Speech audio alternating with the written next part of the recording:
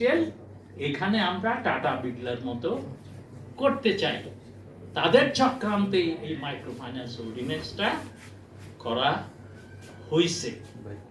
So আমরা এই কর্পোরেটদের কোম্পানিদের চক্রান্ত থেকে বের হওয়ার জন্য এই সরকারকে বলতেছি, আপনারা এই অর্ডিন্যান্স থেকে যে আবার মন্ত্রণালয়কে পাঠিয়েছেন তথাকথিত অধিকতর শক্তিশালী করার জন্য, এটাকে কমপ্লিটলি বাতিল করতে হবে, এটাকে পাশ করানো যাবে না। এটা হলো আমাদের বড় কথা।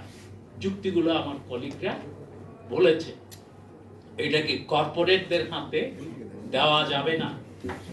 আর একটা বড় কথা হলো, সরকার পুরনো প্রতিষ্ঠানের অবস্থা না দেখে নতুন নতুন প্রতিষ্ঠান তৈরি করে। আপনারা এমআরএ তৈরি করেছেন বাংলাদেশ ব্যাংকের আন্ডারে, এরা চমৎকার ভাবে মাইক্রো ক্রেডিট রেগুলেটরি অথরিটি কাজ করতেছে, আবার আপনি এদেরকে ব্যাংক করে বাংলাদেশ ব্যাংকের হাতে দিচ্ছেন কেন? আপনারা বাংলাদেশ ব্যাংক যেখানে 60টা প্রাইভেট ব্যাংক ম্যানেজ করতে পারে না, তারা কিভাবে 100, 200, 700 এনজিও এমএফআই কন্ট্রোল করবে? সো আল্লাহর ওয়াস্তে এগুলো ছাড়েন। পিকেএসএফ এমআরএ ভালো কাজ করতেছে, ওদেরকে ওদের মতো করে কাজ করতে দেন। বাংলাদেশের এমএফআই গুলো লাভের জন্য তৈরি হয় নাই, জনগণের সেবার জন্য তৈরি হয়েছে, মুনাফার জন্য তৈরি হয়ে নাই, জনগণের পাশে দাঁড়ানোর জন্য তৈরি হয়েছে। তারা স্বনির্ভরভাবে কাজ করতেছে, সেখানে কালো হাত দিয়েন না। শেষে বলতে চাই, মাইক্রো ফাইন্যান্সের সমস্যা কি? আপনারা গ্রামীণকে যেমন জনগণ থেকে সঞ্চয় নেওয়ার সুযোগ দিছেন, আমাদেরকেও সুযোগ দেন, আমরা ক্যাপিটালটা পাবো। আপনি সেটা না দিয়ে উল্টা মাইক্রো ফাইন্যান্স ব্যাংক করে আমাদেরকে একটা প্রবলেমের মধ্যে ফেলে দিচ্ছেন। This is one. আর একটা হলো, একটা আইন আছে, ক্ষুদ্র ঋণের প্রতিষ্ঠানের টাকা যদি কেউ না দেয়, আমরা তার কাছ থেকে সহজে টাকা আদায় করতে পারি না। ওয়াই?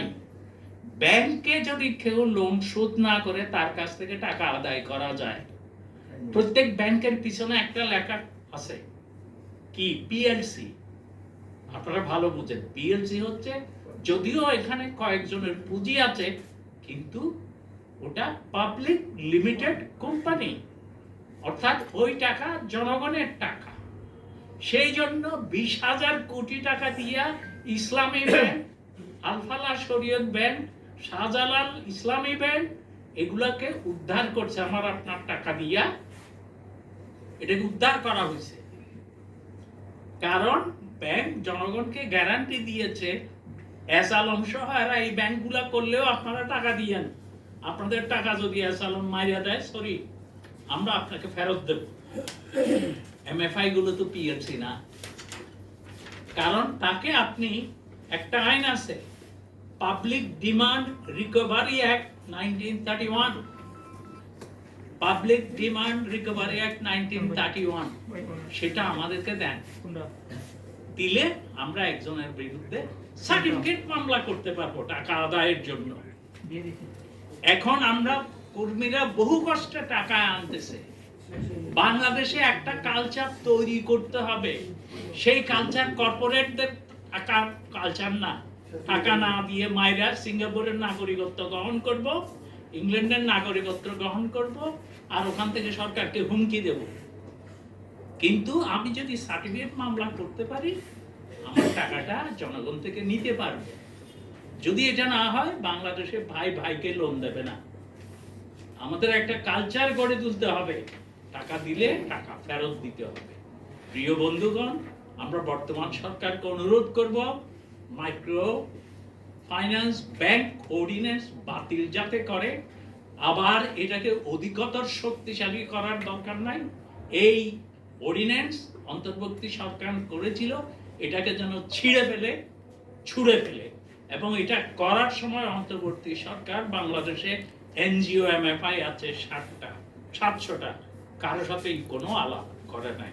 আমরা যতটুকু শুনেছি, এটা বিশেষ কয়েকজনের জন্য সুবিধার জন্য করা হয়েছিল, সেটা যাতে না হয়। আপনাদের সবাইকে ধন্যবাদ।